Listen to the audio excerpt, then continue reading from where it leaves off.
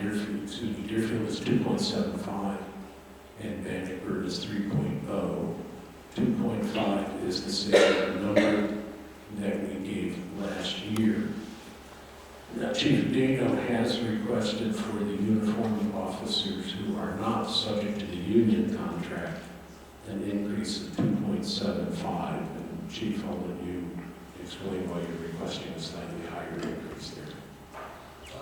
I did conduct a salary survey for area departments, and the commander position and sergeant position have both been at the bottom of that survey, or near the bottom of that survey past years and this year also. And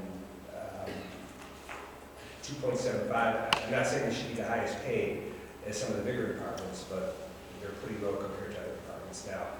And the part-time officers, I just want to make it more attractive for the part-time officers to stay and to apply here, because I've had some trouble hiring part-time officers. We did just hire one who starts tomorrow, but we have, he'll be our 8th part-time officer. I'd like to have 10. It's just been a struggle to get there. And I just wanted to keep us at least comparable with our neighboring department of ours that pays starting more than we do. We end up topping out higher than they do. And my record staff, I've been saying for a few years that they're well below what comparable positions are being paid in other municipalities. And I know the mayor had a company conduct some kind of, it was a salary study comparing us to the private and public sectors. And my staff, they weren't below, I mean, they weren't well underneath what everybody should be getting paid. And I know that we did give raises to a couple of people who were at that time well underneath what their positions were being paid. But they're way at the bottom, and I'd like to get them a little bit more money. We're actually only talking about for my salary staff, I think, $200. You know, the difference between a 2.5% raise and a 2.75% raise. What Chris is referring to is the salary schedule that was approved for various positions. These individuals would still be in the lower half of that. So normally most schemes, including ours, would say those in the lower portion of the range, if their performance is good, we will only try to give them a slightly larger raise. With some of the staff here in the building, I wouldn't be able to do that by adjusting others who have not performed as well, etc. So there will be, and I can include Bruce's civilian within the 2.5 and make it all work. So I'm asking for the total amount of 2.61, which including the sworn officers and non-sworn civilian staff would be the total increase. You will note that on the budget that was presented, our planning budget on December 3rd, we're still 110,000 below that, so that we do have some room for other overtime and other expansion that is in there. But I would ask for approval then of, it's trying to think of the right way to word this. I suppose I should be saying, either you can say for the civilian staff an increase of 2.5%, and for the sworn staff an increase of 2.75, or if you want, you could just say the 2.61 and 36,256, recognizing that it's going to be divided up between sworn and not sworn. I think either should work, so that's the request. Do I have a motion? Comment? So moved. Second. Okay. I'll make a motion that we approve salary hourly rate increases for 2020 in the amount of $36,256.77 to be distributed the way it is listed in the memo here. Perfect. Second. And the board understands, I think, because I think that's clearer than the way I worded it. Question. So I have a question. And I don't have an issue with the percentages, but I do have a question about, it says, adjustments are going to be made to specific raises in relation to the 2.5% to reflect performance and location of the pay raises. So and you kind of touched on it at the end, so what you're saying is you're gonna take this $36,000, and some people might get 2.5%, let's say 3%, and some people might get 2%. Is that what I'm understanding? Basically, yes, and that's determined both on A, where they are within the salary range. Those who are way down in it are likely to be moved up. And those who have not received good performance reviews shouldn't receive raises as good as your good performers. And so that would be reflected in that as well. It's not calling them a merit raise. No, they're not. Just the part that confuses me. Right, merit was where it's a bigger number and their whole base was changing. This is, you're right, it's close to merit. And if that's confusing to you the next time around, I'll try to make sure I can make it a little clearer. We need to make it a little clearer. Okay. This is a matter of just, I'll be exercising some discretion based upon performances the reviews go through.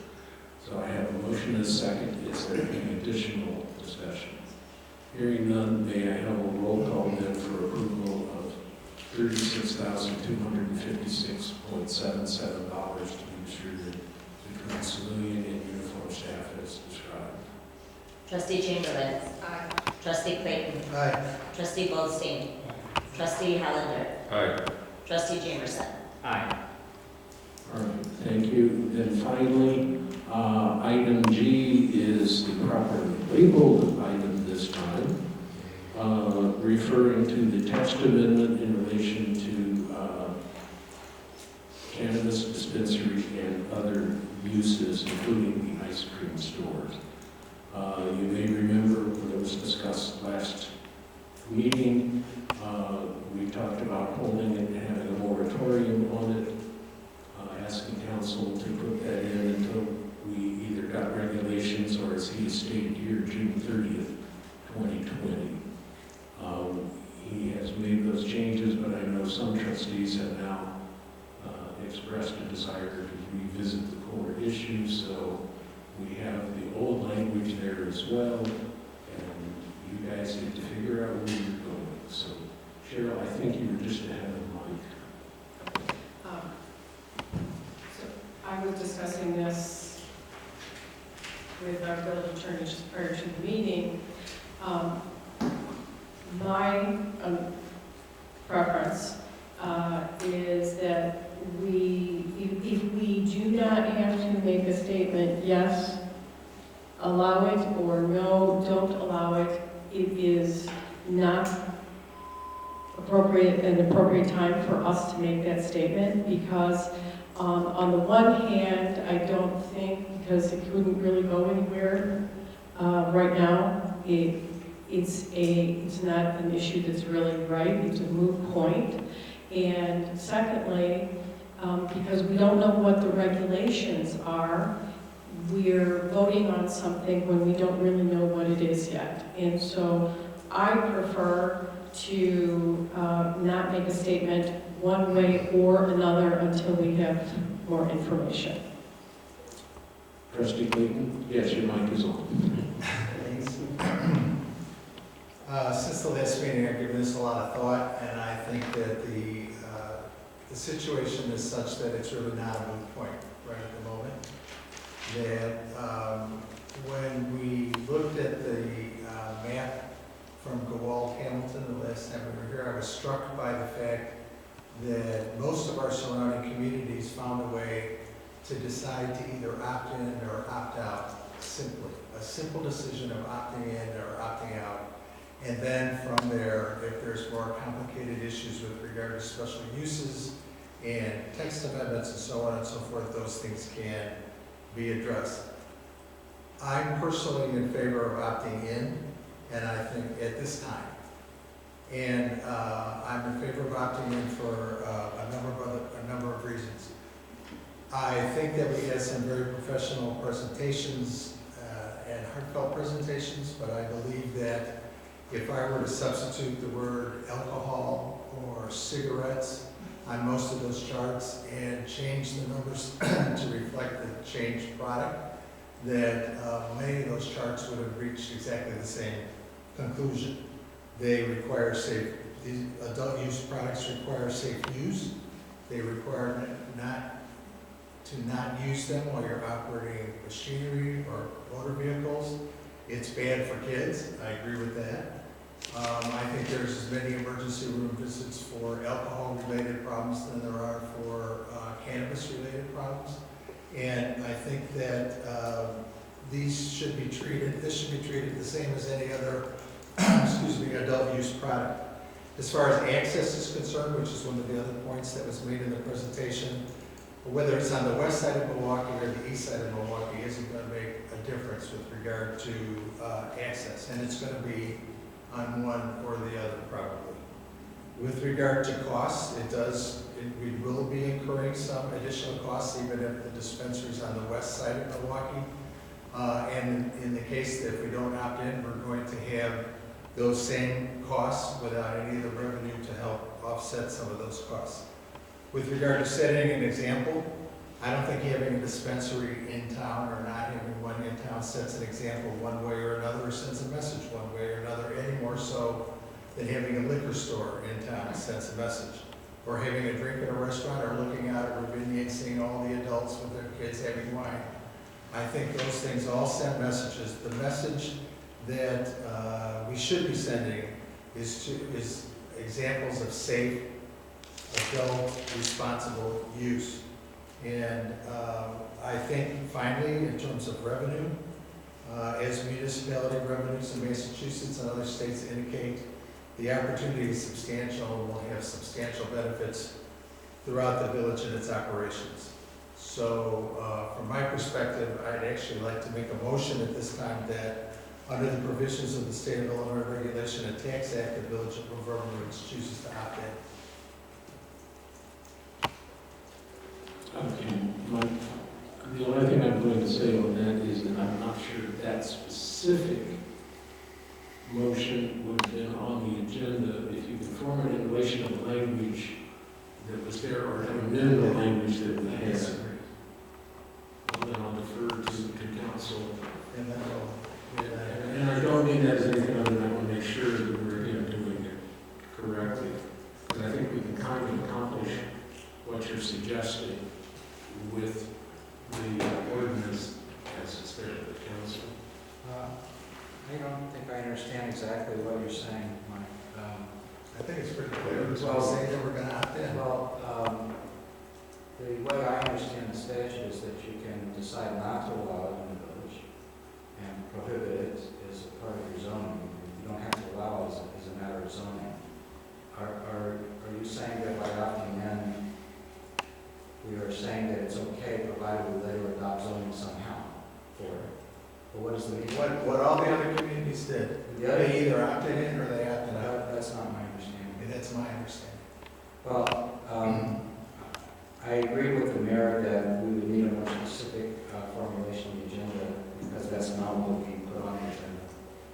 Because we were looking at How do we go about appealing that? well, Appealing the ruling of the chair. well, the ruling of the chair can be appealed by a majority vote of the board. The last meeting we had the opportunity to approve it. There was a decision made to delay it until we had Yes. more information. But Isn't that, did we just continue that? So what we had before us was an ordinance that would provide for the zoning of a particular district that's far different. That was a very particular application of where it could be allowed in the village rather than the general state. if you go back Yes, to the exactly. language that was used before, what stricken that you put back in, I think that would have the effect that Mike is trying to get to.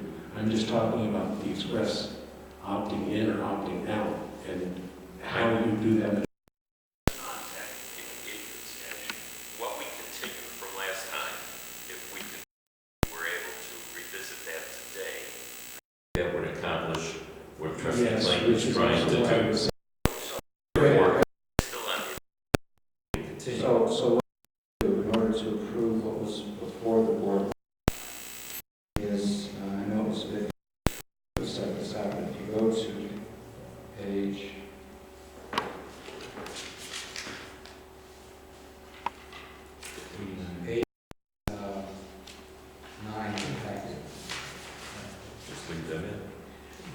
language that I would say for the salt stripping, if that were renumbered as section 5 and restored, then you would have the ability to approve recommendation for the rest.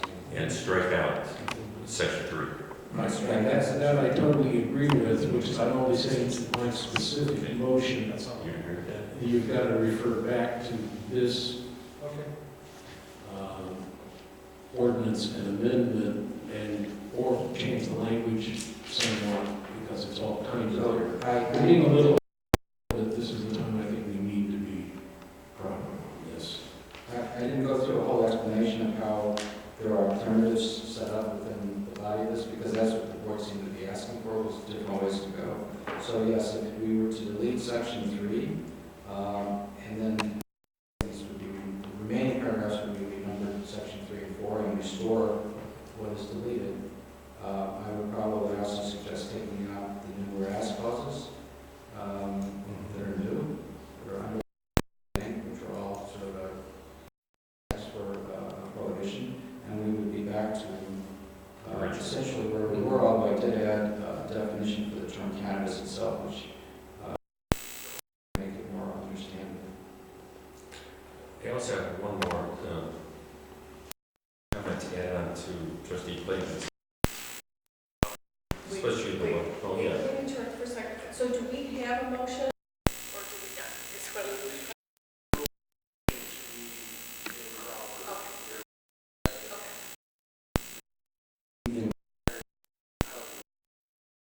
Which would be a motion for the whole board, but he's withdrawn that because he accepts the idea of amending the ordinance as proposed. We're dealing with that. We have not yet made that motion.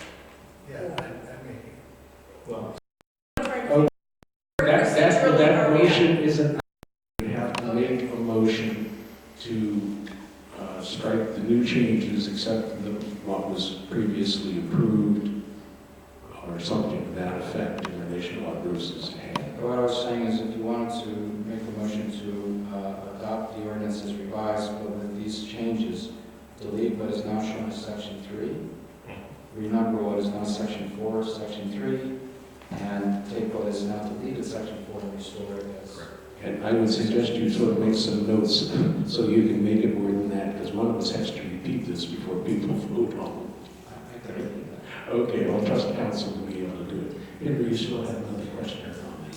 Yes, Was there a second? I'll second it. One of the things that concerned me was the legal availability and illegal availability. And what happened in California, because it was a state that was able to grow the product, that the illegal availability is still 80% being used.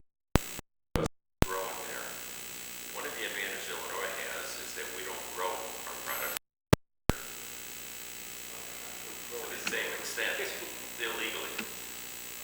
So it's imported. No, I'm talking about illegal. Illegal. And therefore, having it available in a controlled fashion, to me, has advantages over having it available in an uncontrolled fashion.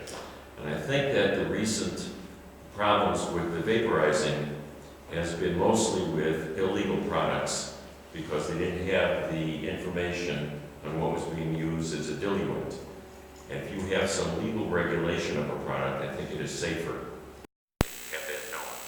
So in addition to the other reasons that Mike gave, I'm in favor of this. And I think I made a mistake in recommending that we delay it for the regulations. That was one of my errors. Are there any other comments? The chair, although obviously not. Votes unless somebody abstains, since it's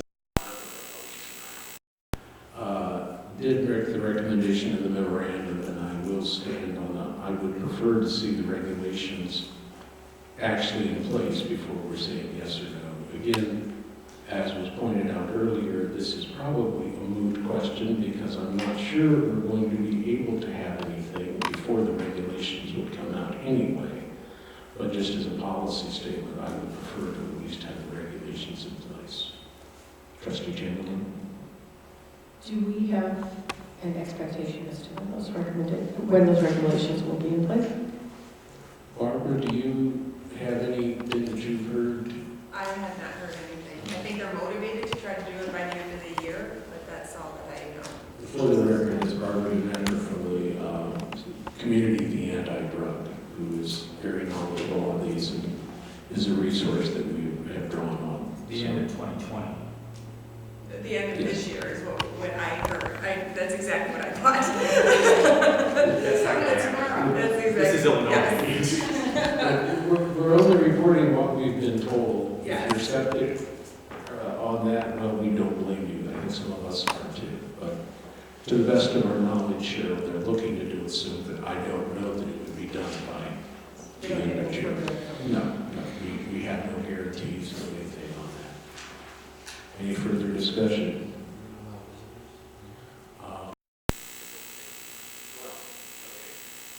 With the board's permission, I will allow visitors to address the board if they wish this evening. It would not be normal circumstances, but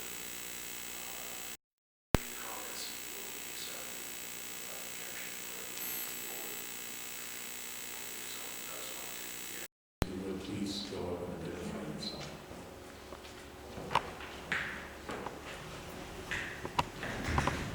Susan Sirota.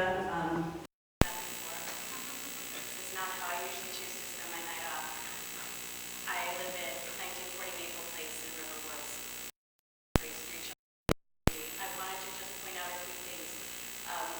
I've sat through meetings here and I've listened to both of your comments in the last few minutes.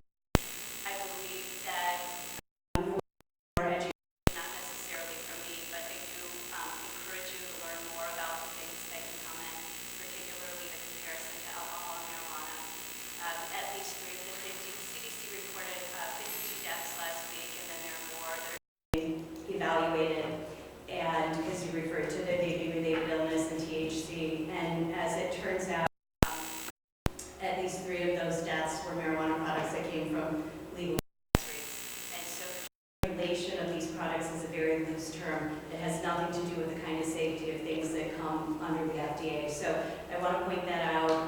I would also encourage you to look into your comments about growing and look at what happens in places like Canada. There's something called hydroponics, so everybody isn't growing outdoors. There's a lot of growing indoors. In fact, a lot of the illegal grows are found because of what they're taking from the power grids in different communities. So my comments are that I haven't heard anything about considering what the actual analysis would be as far as tax revenue if we were thinking about having a dispensary. And again, it might be a moot point. All the other villages where I've attended and made public comments, their staff had presented numbers, and they were able to look at those numbers and make a decision as to whether it was really going to be worth it to them or not. So I think it might be worth considering and doing some more homework if this is the direction you're headed. I think you really have to be accountable and analyze the impact, motor vehicle accidents, increased use of emergency services, teen use, its impact, and the impact of illegal growing in the community. So it's the bringing it into the community that brings more of the black market. And keep in mind that the disease demographic of the individuals dying from vaping THC really matches the target demographic of customers of marijuana dispensaries in our country. So that's who it's affecting. But mostly I just want to say, I think some of the decisions might be being made without enough information to make that decision. And I would encourage you to gain a little more education before making some of the sweeping comments that you've made. And I'm passionate because I see kids affected by this every day, but what I reported to you had nothing to do with passion. It's science. And I can tell you, we might count on revenue, but think about what happens when you have a marijuana dispensary in a retail district and the individuals that are already leasing there don't want to renew their lease, and you have vacant space like we already have, and individuals don't want to come in. I can tell you that was the case in a space I was looking at. I'm moving my Highland Park office, and there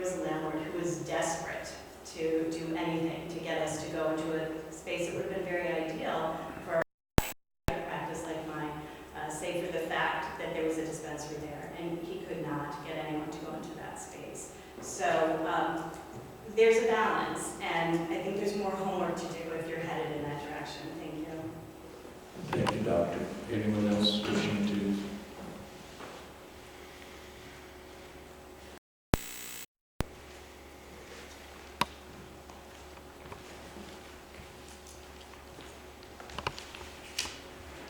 Thank you.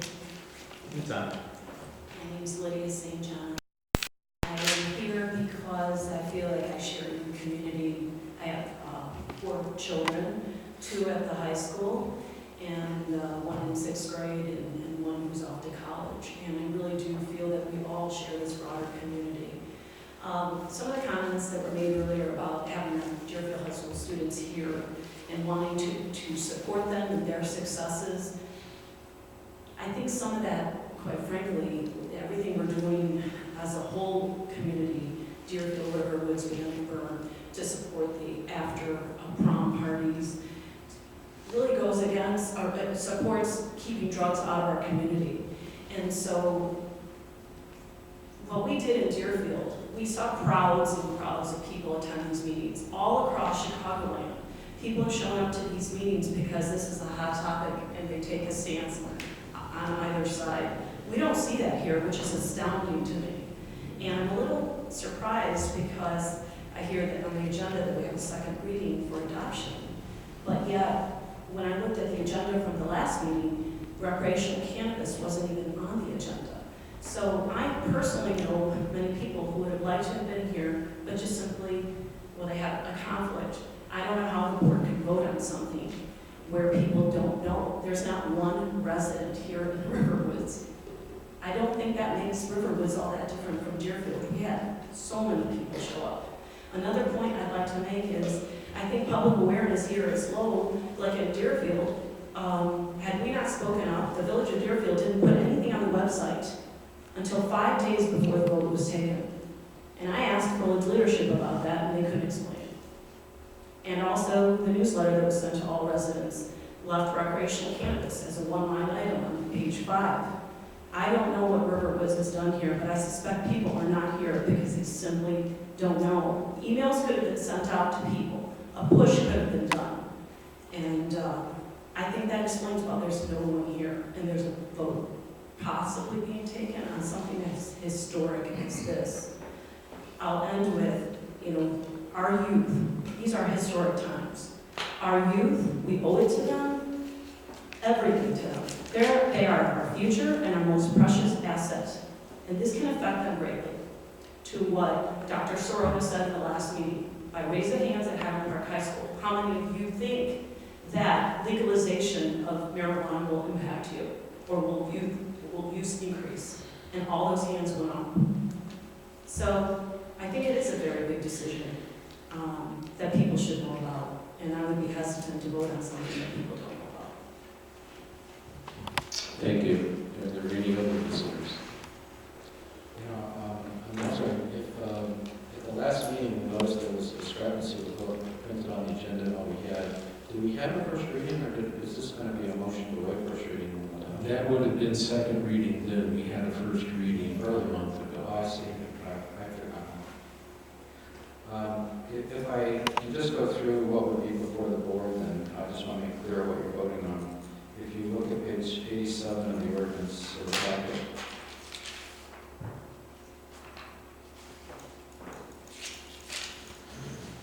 I think I would suggest, if you count the whereas clauses, I would suggest that the 4th, 5th, 6th, and 7th whereas clause would come out.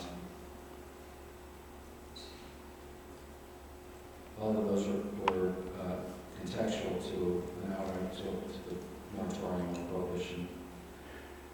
And then, if you want me to just repeat what we're talking about, section 3 in the motion would come out as it's now numbered in the ordinance. What is now section 4 will become section 3. And what is deleted section 4 would become restored section 4 of the ordinance. And the chair would interpret your motion to have included that without objection. Yes. So, are there any other comments, questions from the board?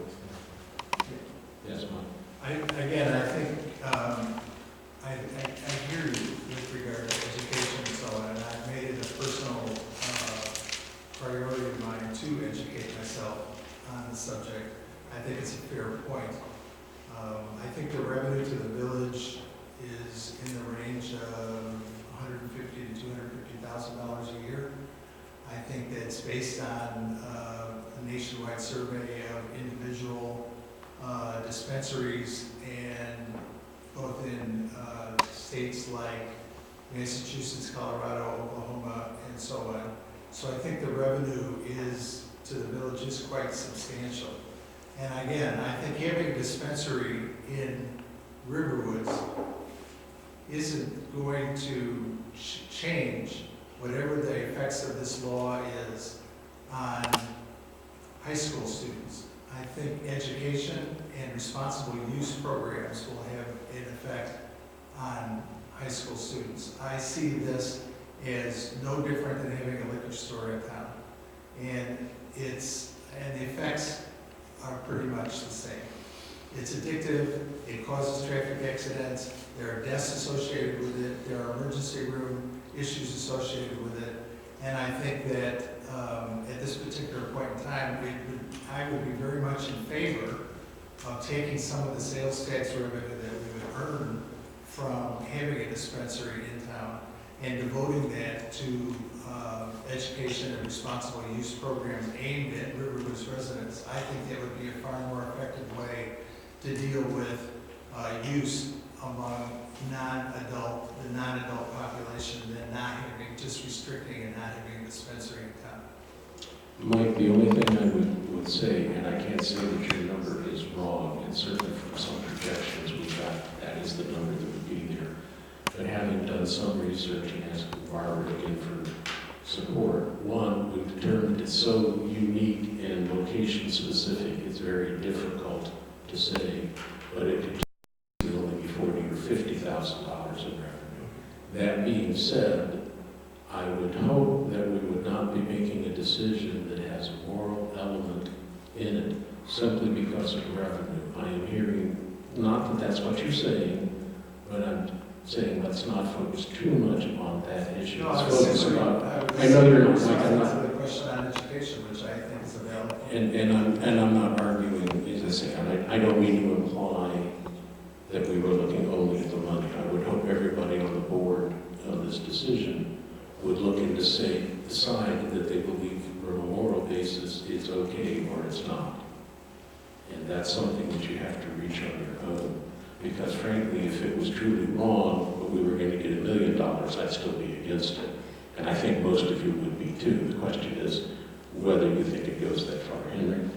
I object to the use of the word moral. I don't think this is a moral question. This is a legal product allowed in Illinois, and one's own more personal morals are individual preferences. And this is not a moral vote. Henry, I didn't mean to imply that, and to the extent that you may have taken it that way. I'm saying you determined that it's a legal product and you believe that it's okay to say yes. If you believed, Henry, that it was immoral, I don't think you'd vote for it, is where I come down. That if you really believed it was wrong. I don't mean using marijuana, but wrong to have a dispensary here. What I objected to was saying that this is a vote on morals, and I don't agree with that. And again, to the extent that you said that, I am saying that you have to determine whether you think we should say yes or no for all of the reasons, not just because it's revenue. I think you would agree with me that if there was something you believed was immoral, but it was $1 million, you still would say no. That's all I'm saying. Nobody here is mercenary enough that they're going to go against their conscience just for the money. And I think we'd all agree about that. So to the extent that you thought I was chastising anyone, I did not mean to imply that at all. Gerald, did you? I do have some concern that we don't have a full board, particularly since the trustee who is absent probably did not expect the motion to come up in this manner unless I somebody tried told to him what. reach Mike with an email to both his work email and the village email, asking about his schedule, etc., and he did not respond. I can only assume that he's already out of the country and out of email reach because Trustee Haber would normally have responded. He did not ask that any hold be put on, but as you know, he thought the vote was going to be on a moratorium based on what was said last time. So, are you making a motion to continue? The motion to continue, the motion would still, I believe, take precedence. Okay, in that case, I'll make that motion. Is there a second for a motion to continue? The motion to continue dies for want of a second. So, Bruce, would you please restate the motion, and then we'll have a roll call. Okay. The motion is to, for second reading and adoption, of an ordinance amending the text of the Riverwood zoning ordinance pertaining to cannabis dispensaries and certain uses under the mixed-use plan development regulations, and the rest of the title of the ordinance is deleted. As in the packet, the second, third, fourth, and fifth whereas clauses, no, the third, fourth, fifth, after the first two whereas clauses, the next 1, 2, 3, 4 whereas clauses, 5 clauses are deleted. You said 4 before, so I think we're going to leave the first three. So 1, 2, 3, 4. Let's count them. 1, 2, 3. After the third whereas clause, then whereas clause 4, 5, 6, and 7 would be deleted. That's fine, yeah. Okay, that's good. Section 3, as presented in the packet, would be deleted. Section 4 would be renumbered to Section 3. And what is shown in the packet is deleted. Section 4 would be then restored as Section 4. Okay, are there any questions on the motion as posed? Roll call, please. Trustee Clayton. Aye. Trustee Goldstein. Aye. Trustee Hollander. Aye. Trustee Jamerson. Nay. Trustee Chamberlain. Nay. Madam Clerk, the vote is 3-2 in favor. That is correct. The motion and the amendment pass. Do we have an ordinance, number? That is ordinance 19-12-26. Thank you. There's Well, wait a second. We only had 3 votes. For the ordinance, we need 4 votes. We need a majority of the board. We need a concurrence of the authorities for an ordinance. So the mayor has a vote.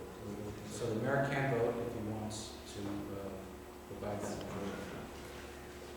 the mayor will abstain. So it gets pushed to the next meeting. Well, no, in this No. case, if the vote failed.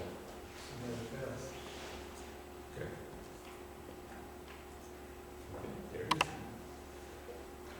All right. So you should tell the audience what that means. We just, we just went through a procedure here that because it was an ordinance amendment, it requires 4 positive votes, I believe, Council, is that the correct definition? Concurrence of the majority. Concurrence of the majority of the authorities, which even though I normally don't vote, does include me for that. The effect of my abstention is that that has the same effect as being a no vote, even though it isn't a no vote. Depends on what it is. The question here was that he thought that a no vote, what was the majority? No, when you have a vote that requires a certain number to pass, an abstention counts the same as a no vote. Where if there are other circumstances where it wouldn't count at all, when you've got a specific number that's required based on something other than those voting. Okay, so. I'll take your word for it. Can we retract and re-roll on the whole list, like we did a few months ago? I think we would have to have a first and second reading again, but it would be, we went through this before, and we could have a vote to reconsider, but someone from the winning side, which are the no votes, would have to vote to have it reconsidered at the next meeting. But Trustee Hebert will not be here at the next meeting if we're talking about trying to get everyone here. I think you had enough no votes. You had 2 no votes and an abstention. No, the rule is for the positive votes. You've got to have enough positive votes of the absolute number. It's not positive, majority of those voting. Then an abstention that would not count if that were the Nobody's case. saying, who's saying the majority? Decide that prevailed is the better way to word that. That I think says it clearer than the others. So, not that I'm trying to open up a can of worms, but, I'm not. Somewhere in the future, the board could take this matter up again. Yes. Yes, that's the answer to the question. That's the answer to your question. And all I was saying is that I don't question that we would have to bring it back as a new text amendment, and I believe it would require first and second reading, because it's something new. You're getting into a slightly arcane area of Robert's rules where obviously when something's voted down, there's a tendency not to allow it to be brought up again and again and again, only to be voted down again and again. There is a limit, but if at the next meeting we introduce another ordinance, this time we fell all of the crazy deletions, restrictions, but just. But I would be correct or incorrect in saying that if we were voting on a resolution, then it would only take a 3-2 vote. Is that correct? Right. So the question is to whether if we voted on a resolution at this particular point to opt in or opt out, at this point, whether that is allowable under the rules concerning the agenda would be an opinion that I'd like. The chair believes, but I will listen to council, a resolution not being a final decision would probably not have to have been on the agenda. Council? I think it probably wouldn't fit with what we said on the agenda item. That would be one. The second question would be, we can't amend the zoning or code without an ordinance. And we have a number of matters in there that are amending the zoning. And so, and the third matter is, we don't really have From a business development point of view, from an economic development point of view, it's useful to have that as being the sense of the board at this particular point in time, whether you amend the zoning or not. Well, how about this, I suggest that there would be a motion to direct the attorney to prepare a resolution for the village to opt in for adoption at the next meeting. And if the board votes, if the majority of the board votes for that resolution, that would also, I think, send a signal that we want to send. Certainly, Mike, that would be included on the next agenda. I will also say that I would not preclude revisiting an ordinance if the majority of the board is so interested. Because again, without having a full board here, one of the reasons why I abstained was simply that.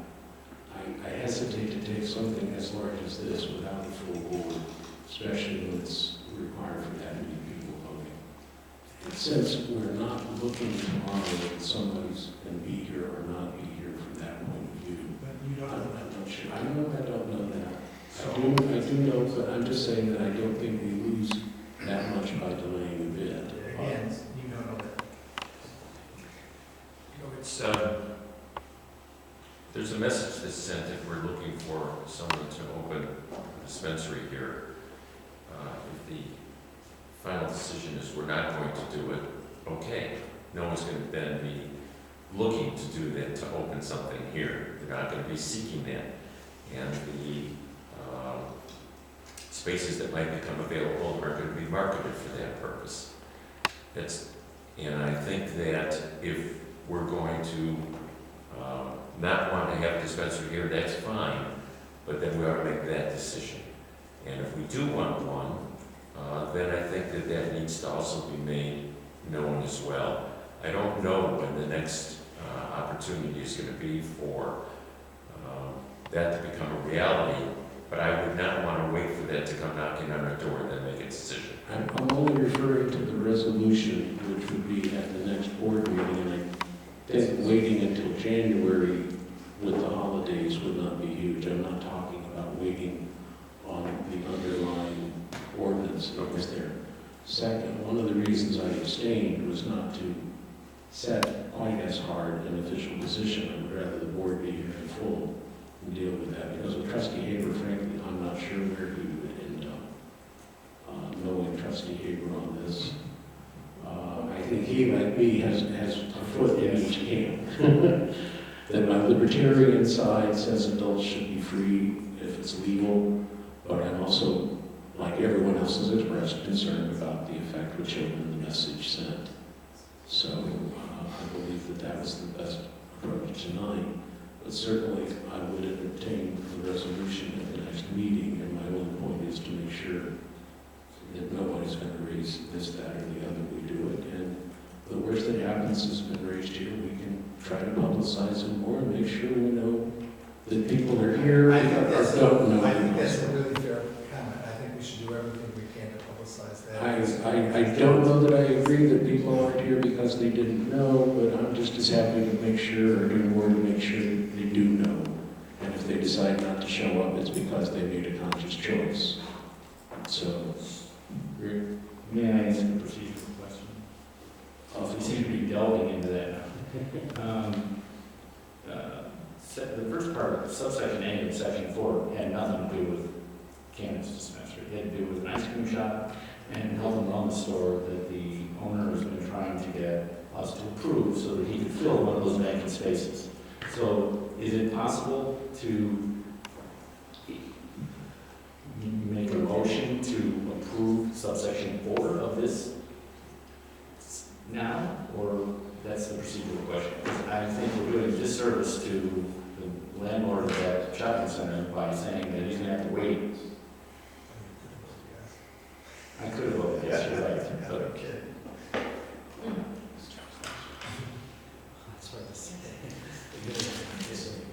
I mean, it's on the agenda. We're on the prevailing side, we could reconsider. Well, Good. it's hard to get into all these procedural complexities. well, the motion to reconsider would bring us back as if the vote had never occurred. Then the motion can be amended to add those particular items, but If we want to have a motion to reconsider, my position would be that we would not consider anything with regard to cannabis, and I would be willing to focus just on the ice cream shop and so on, so you don't have to worry. If you want to make a motion to reconsider so that we can consider that, then I would encourage you to do that. So we, sorry.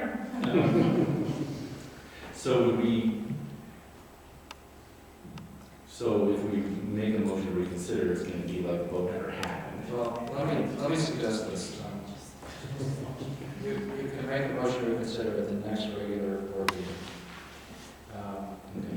If I know that someone's gonna make that motion, I can bring a clean text amendment that you can actually follow when we're just dealing with the non-cannabis issues, and I can bring a totally separate document to deal with cannabis issues, if that's what the board directs. That was going to be my suggestion. Anything like that would be a better plan. I mean, because at some point we have to deal with this. If it's really going to cause an economic hardship, though, Well, the health and wellness store is already approved in the Royal Pork so this doesn't affect that particular. Oh, okay. It doesn't affect because that's in the other shopping center. But I would like to have that language amended, so that makes sense too. But, Yeah, but we can take that out as a separate ordinance. well, I mean, if there's nothing pressing, yes, you can have a motion. if there's nothing pressing, then we don't have to reconsider this vote. We can just create a Make a new separate one. ordinance for those two items and do first and second reading on that, correct? Or at least have clearer copies so that it can all be revisited. We can make sure the public knows, and we'll have a full board that can, well, we won't have a full board. Keep reading, like it's gone for a while. We got a And then I'll be on the vacations. second. So, if there is no motion to reconsider, one could be made at the next meeting. Not hearing a motion to reconsider, and I'm not seeing or hearing one, that was the last item on the agenda. Does anyone have anything for the good of the order? Hearing none, our next meeting will be in the new year, January 7th, 2020, which is painful to say. Do I have a motion to adjourn? All those in favor signify by saying aye. Opposed? Meeting is adjourned.